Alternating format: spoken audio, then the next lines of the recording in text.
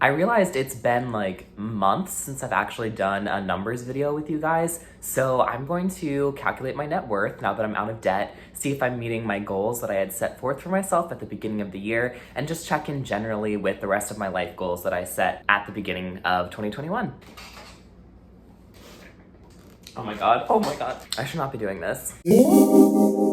Hello, my name is Trey. If you're new here, welcome to the channel. I make videos on personal finance. I'm also sick right now, so this is not my normal voice. I have the ultimate goal to make enough money from other areas than a 9-to-5 to be able to make the transition out of 9-to-5 life. I actually like my job right now. I actually like my 9-to-5, but I just want to be able to have the freedom to pursue my own interests, whether they are producing money or not. I just want to have that choice because I think that we should be able to pursue the things in life that we want to pursue without the constraints of it being monetizable. If you watched my previous video that I made in January about my current net worth and my life goals, you would have seen that my current net worth at that point was $9,000. I was in significant debt at that time, but I recently paid off all of my debt, around $43,000. I even went on the Dave Ramsey show, did my debt-free scream, all that shiz, and that was very fun. But I have a video also on what my experience was like on the Dave Ramsey show. If you want to hear the tea about that and what it was like to collaborate with them, feel free to check out that video. Why don't we just go ahead and dig in? So the cool thing about this update is that I no longer have to list debts in my net worth. Everything that I own and possess are assets, which are either cash money, honey, or they are things that I own that are going to gain value over time or that have significant value already. So to start out, we're going to look at my PNC accounts. I have the virtual wallet account, which is a set of 3 accounts basically. It has a primary checking, a reserve account, which functions as my sinking funds for the year. And then there's also a savings account, which I don't really use because it's not high interest. I recently made the move to Axos Bank during the pandemic because they had the best rates during the pandemic. Everyone was down from like 1% to 2% to like 0.5%. And at that point in time, they had like 0.6%. Isn't phenomenally better, but it was the best at the time. So that's the account that I have right now for my savings. So in my primary checking account, I currently have $962.75. In my reserve or sinking funds account, I have $287.26. That's split down into a Christmas fund, which has like $150 in it right now, and a car fund, which has the rest. I'm going to need an oil change soon, and my car is like kind of scaring me a little bit. It sounds like when I run it that there's almost like something under it that's like causing friction, so I might need to get that checked out and pull more from that car fund. I also use that fund to pay tickets, so I definitely want to beef that up. But for right now, $287.26. For my growth account or my savings account with PNC, I don't really use it, but I just keep money in there because I'm afraid they're gonna charge me or something if I put it at zero. So I have $49.78 in that account right now. Those 3 accounts total to $1,299.79. And now we're going to look at the Axos account, which is my actual savings account. I currently have $2,517.77. If we combine all of that, that means in liquid cash money, I have $3,817.56. It is a goal of mine to complete baby step 3 of Dave Ramsey's plan, which is to beef up your emergency fund to between 3 and 6 months of expenses. I'm a bit more conservative when it comes to hoarding cash, so I am going to try and beef that up to at least 6 months, 6 to 9 months. I've actually settled on $12,000 because that is pretty much everything that I would spend in a 6-month time span. All right, and for this next section, we're going to evaluate the value of my car. The way that I do this is just through Kelley Blue Book, which is this free online platform that does that calculation for you. Oh shit, I know nothing about this, so we're just gonna go with price with standard equipment. My vehicle is white. Okay, so between 5.6K and 7K essentially is the value. So we are going to use the trade-in value that they have here of $6,363 as the worth of my Ford Focus. Adding that to my cash assets, that puts me to a total of $10,180.56. And then the last thing that we need to calculate are my investments. I have had a journey with my investments over the past year and a half because I have changed jobs so much. And all of my investing has been through an employer's 401k. I had multiple Roth 401ks. With each job that I switched to, I got a different one, and then I rolled over the previous one into the new one. So it's just been a lot of like rollovers, learning different partners like Vanguard versus Fidelity. I've had both of those, and I really like Fidelity more. Vanguard is like stuck in like the 20th century, I swear. Like their platform is terrible, their customer service not great. It's been a time, but I recently switched to Vanguard because I heard that the options there in terms of stocks and mutual funds are better than Fidelity, and I just wanted to see what the hype was about, but to be honest, I'm not liking it. But what can you do? I recently opened a Roth IRA with them and rolled over my Roth 401k into my Roth IRA. I did that because I'm tired of opening new accounts with new employers. I will open a 401k with my employer once I'm eligible. I'm not, because I'm new and they have like a 4-month period before you're allowed to enroll, which is like kind of annoying, but whatever. And I'll do that just to get the match, but eventually that will also be rolled over into my IRA if I ever leave. That's the gist of what's going on in my investment account. So let's see how much I have right now in my Roth IRA with Vanguard. Drum roll for the big reveal. Oh my God, that was so sad.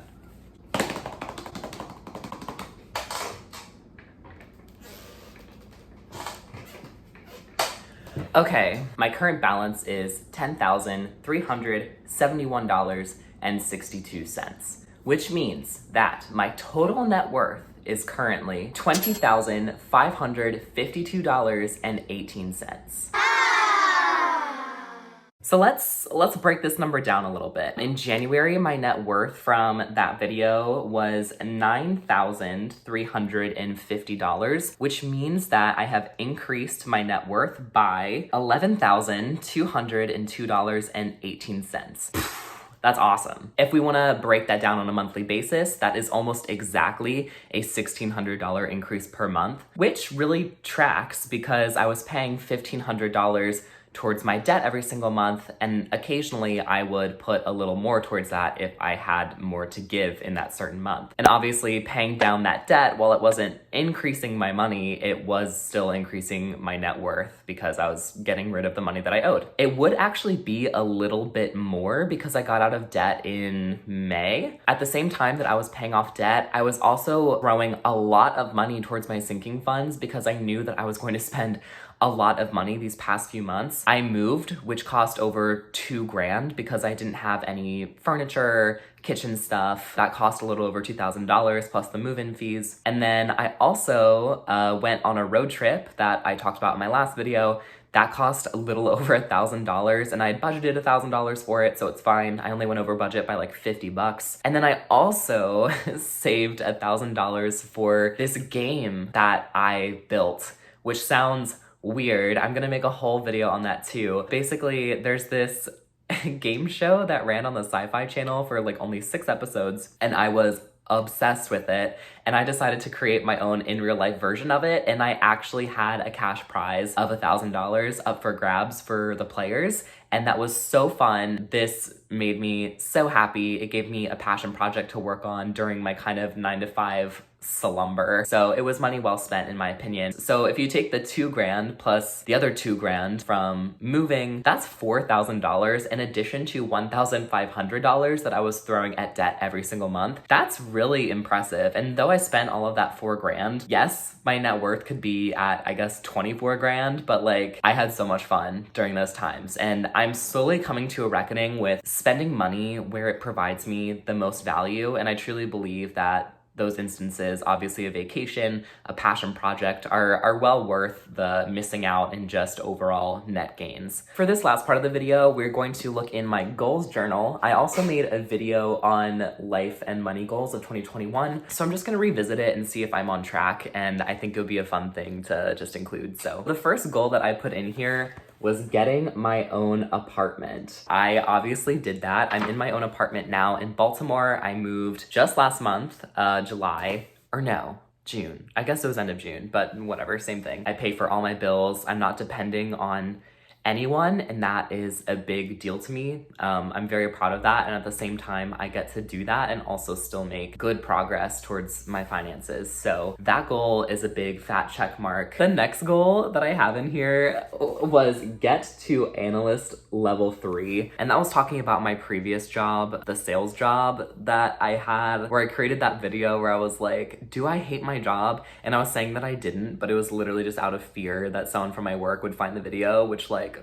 of course they wouldn't, but it was just, oh my God. Yeah, I tried so hard to convince myself to like that job because it was the best money I'd ever received. My goals were inherently financial because I prioritize finances over everything else at that point in my life. Even though this goal is like technically a fail, I replaced this with an even better goal, which was getting a new job that paid me even more. So this job paid me $52,500 a year. My new job pays me $70,000 a year. I just kind of skipped this goal and went to the next thing, which is even better. Okay, this goal is objectively a failure on my end, and this was the one health goal that I actually put in here, which was to eliminate caffeine and alcohol from my diet. I'm drinking my iced coffee right now, and there is beer in the fridge. So this one was definitely a failure. Through a slow cutting back process, I will eliminate toxins from my body that are only holding me back from feeling good, which is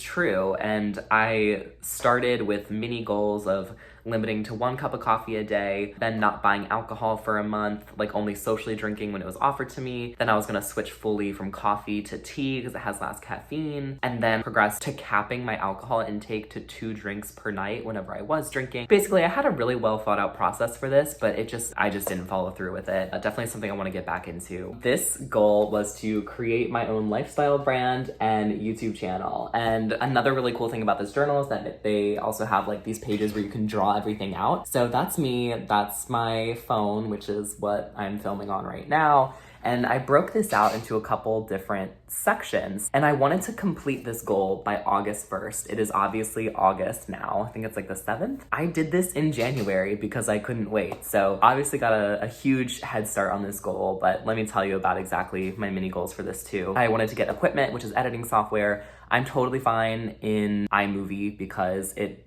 has everything that I need just for like vlog content. Lighting, I said I should get a ring light, which I still need to do. Then I said cool background, new apartment with plants. I do have a new apartment. I like the bookshelf. I like my degree hanging there, but it would be nice to have something on this corner maybe for the background, but we'll get to it. And then the last like little mini goal was kind of to define my identity as a YouTuber. What is my channel gonna be about? Transitioning from 9-to-5 life, obviously, yes. Helping people with their own lives, tackling their debt, being gay, dealing with the struggles of having a 9-to-5 and hating it. All right, and the last goal that I wanna talk about, buying my first rental property.